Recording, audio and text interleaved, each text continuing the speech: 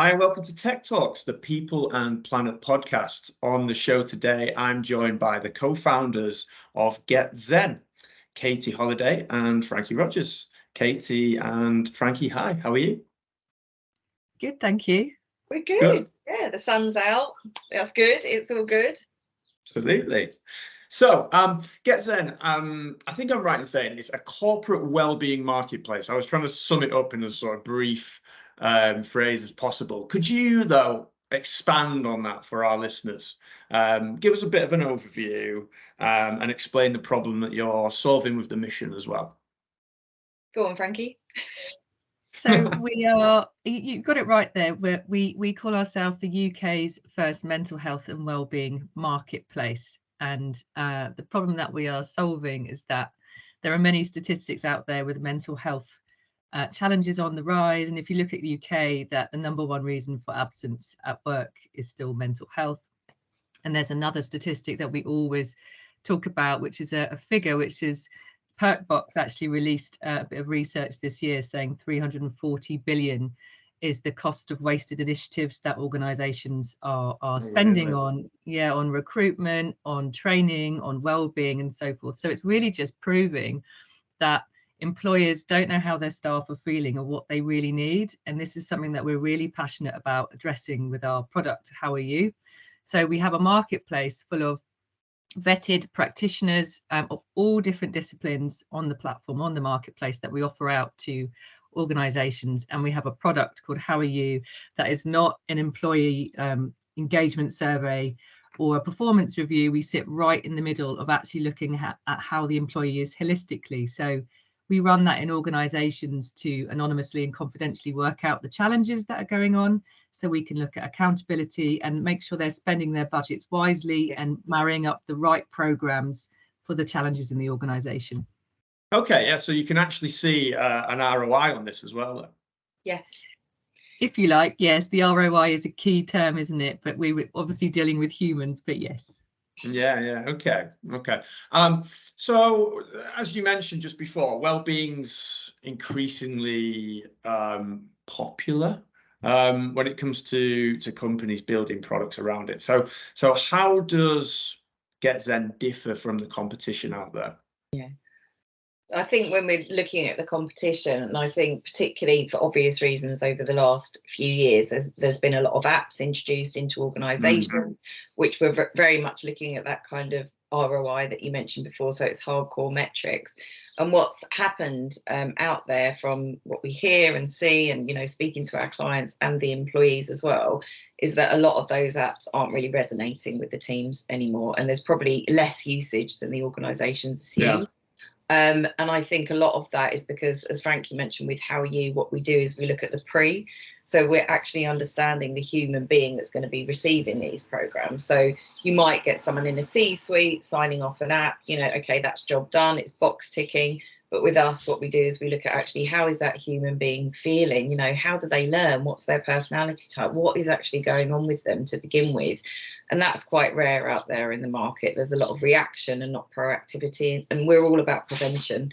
Everything that we do is preventative. So we kind of differ in that way. So it's not a box ticking exercise. And I think the other way that we differ is because of the amount of therapies. So particularly, I've got a friend over from LA at the moment, and in LA, the whole spiritual world is very open, it's very advanced, it's very accessible. But in the UK, we seem to be much more comfortable when we're just talking about counselling, coaching, mindfulness, meditation and yoga. And they're kind of like these 5 core avenues, which are all really valuable, obviously. Yeah. But they're like the safe space, I think, for people to go to and organisations to introduce to their employees.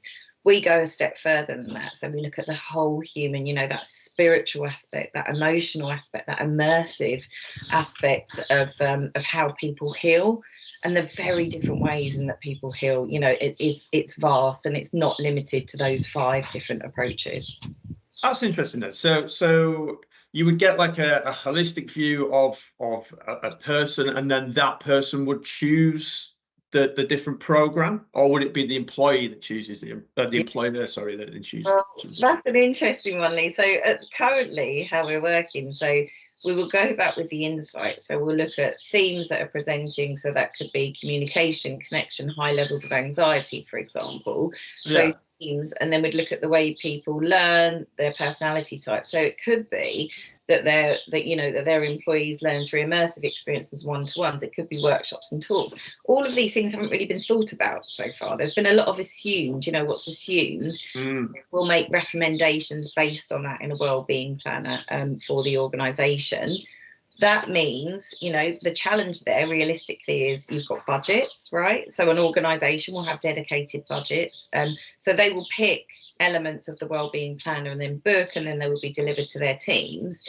And where we want to be and where we're going right now at the moment is direct to the employee. So we're speaking directly to the employee so they can access exactly the programs that they want to without having what can be a barrier of their,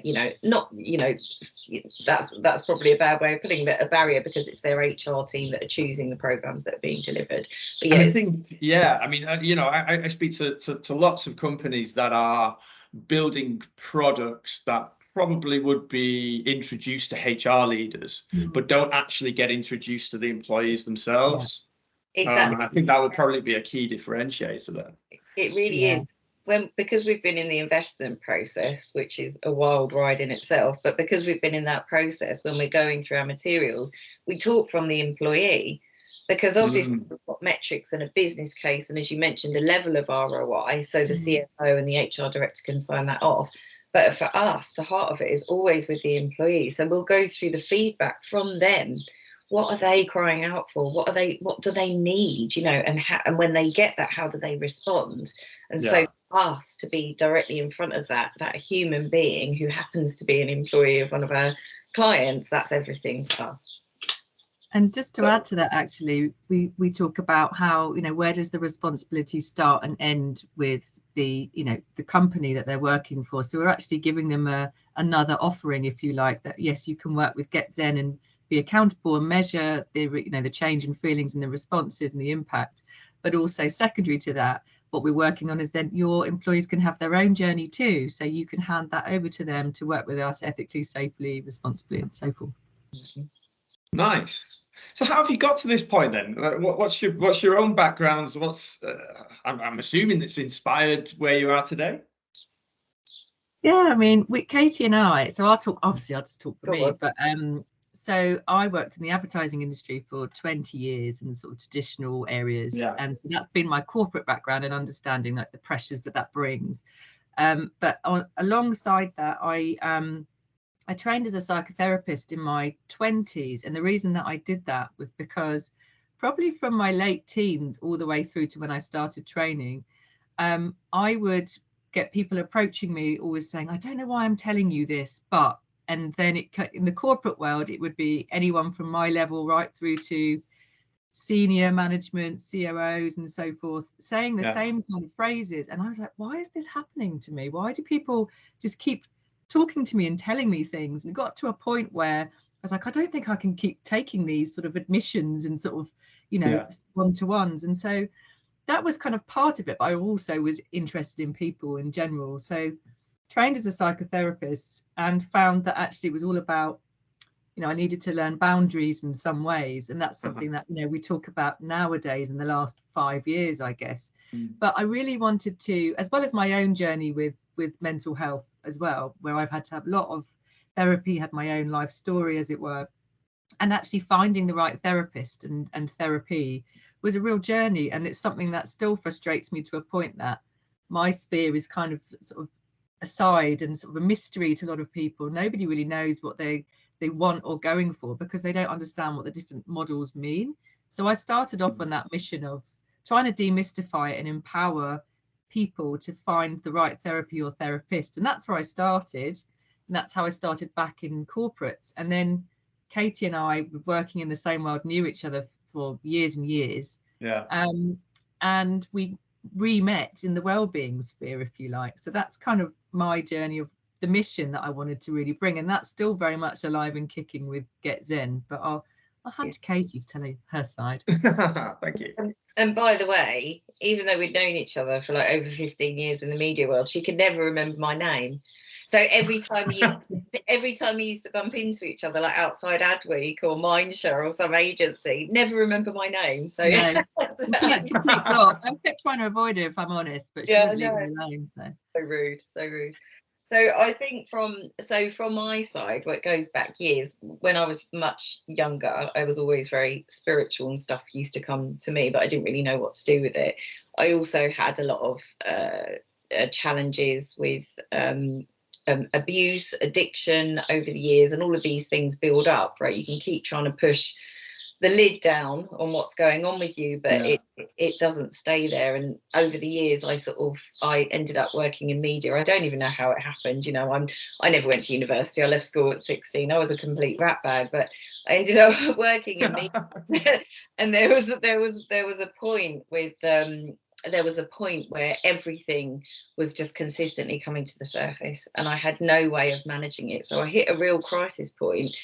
And it was probably in about 2007, 2008. And I went and saw a therapist, and I had to find somebody because I didn't know what was going to happen otherwise. And so I found my therapist, Leslie, and I saw her for years. And I was in media, and I was sharing her details almost like under the table with my colleagues. Oh, try this therapist, because nobody spoke about it then, right? Particularly in the media world, it was all, you know, boozy and whatever.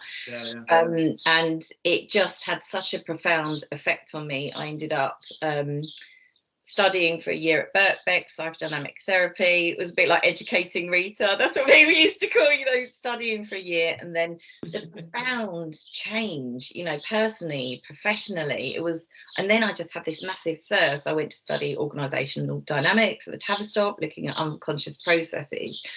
And for me, it felt quite, the theoretical side was brilliant, but quite harsh. So I reintroduced my spiritual practices and went back to my roots, if you like. So introduced healing, working with crystals, you know, meditation, and just found this toolbox that really worked and balanced with me. And I wanted to bring that to others.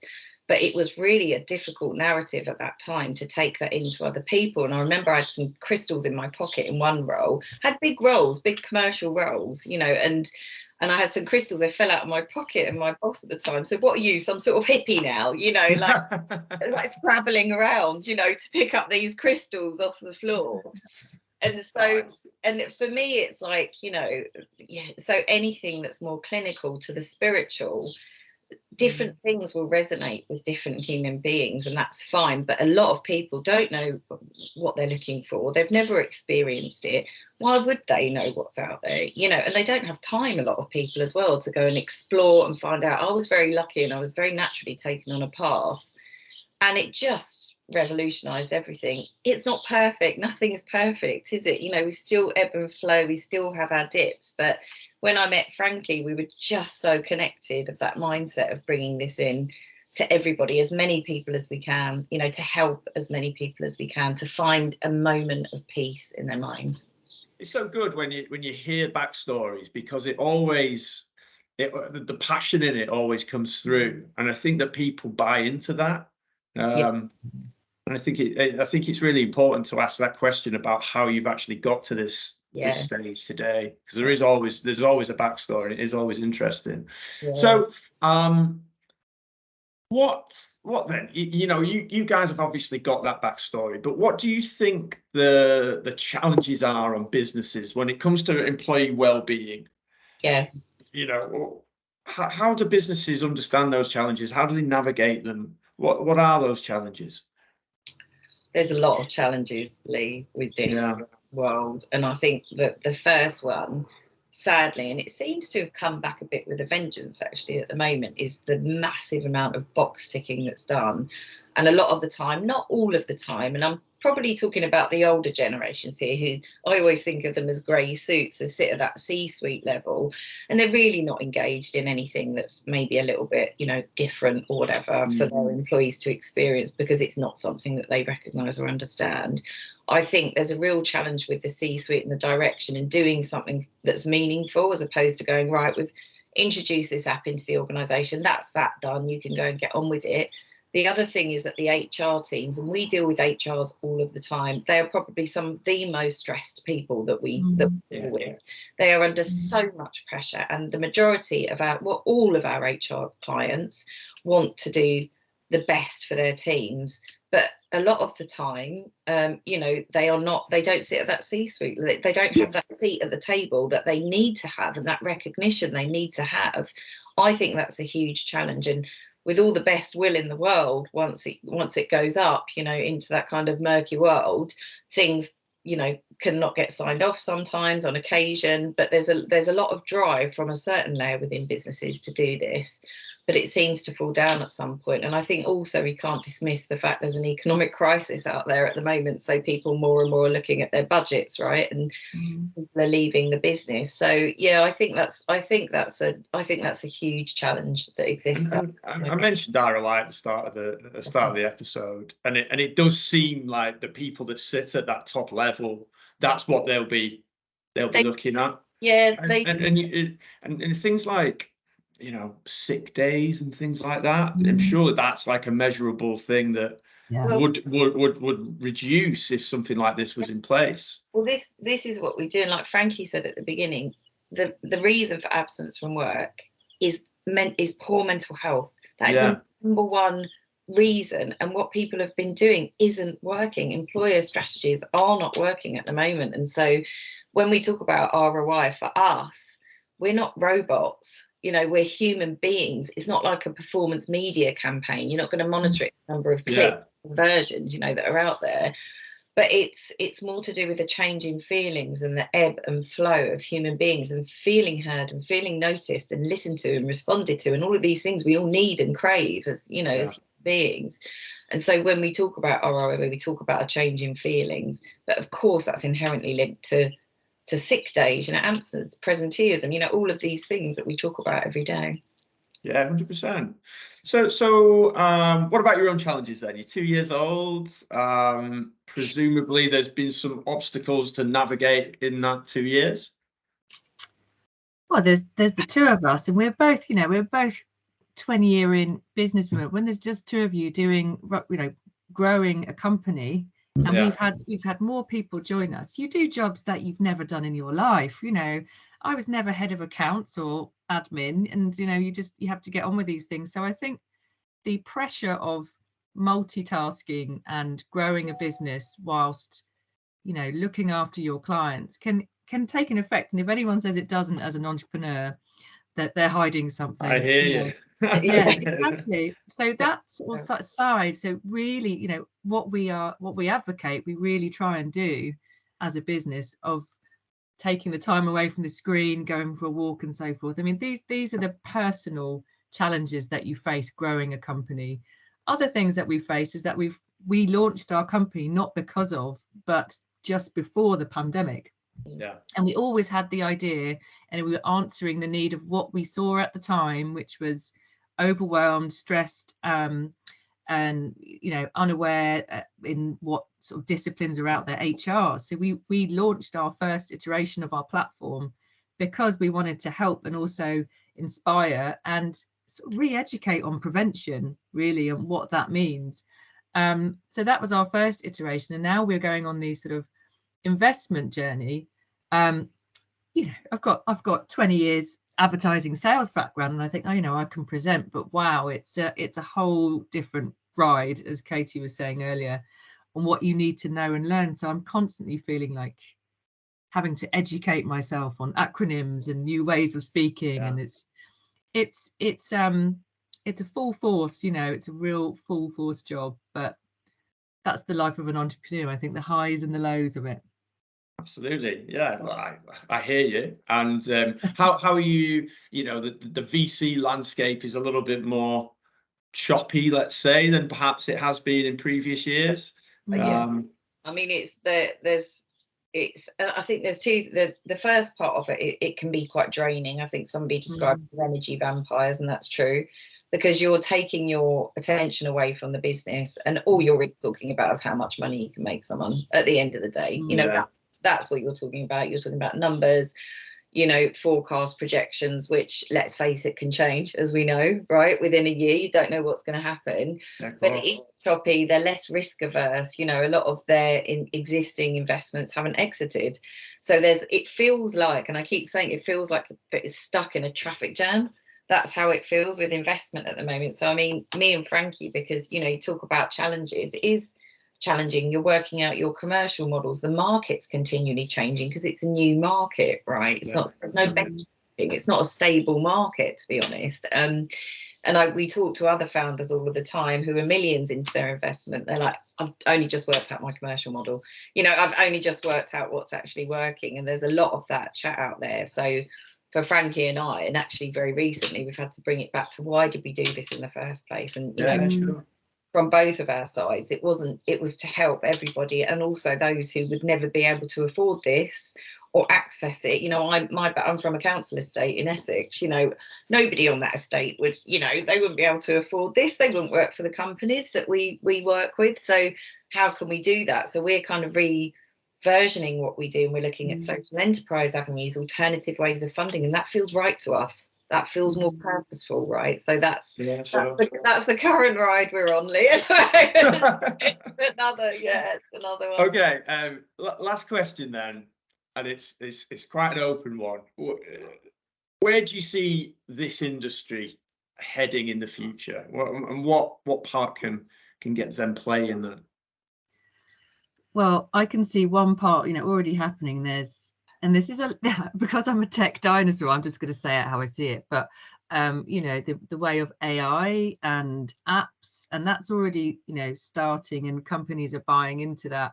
And there's the loss of the human and the way that we talk about so much, the disconnect that organizations are having with employees, and then humans are having with humans, because when you're working, you know, there's the hybrid way of working.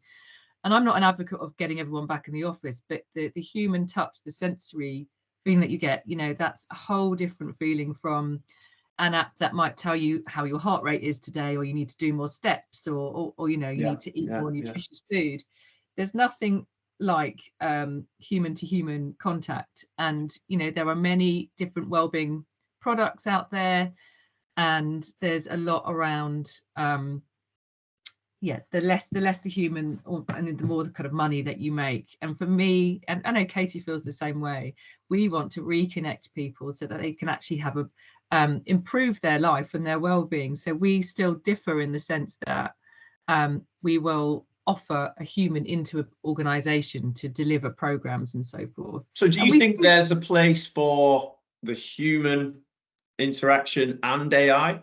Yeah, I hope so, because I feel that if we don't have that, you know, then what is there? That's the one thing that can enrich people's lives, when you have human conversation, human touch, you know, sensory feeling and empathy. I think there can be obviously ways to complement each other, but I just think you have to be really careful on how that's delivered. And that's why we want to offer the self-funded, so people can have their own journey and find a human, or find something that is on an app if they want to, but actually have the choice. That's kind of where I see it going anyway. I agree wholeheartedly, and I just want to add, because we're both practitioners, we live and breathe this, we see the impact human to human is so profound, so there has to be that balance. Unbelievable. Thank you so much for coming on, Katy and Frankie. That's all we've got time for.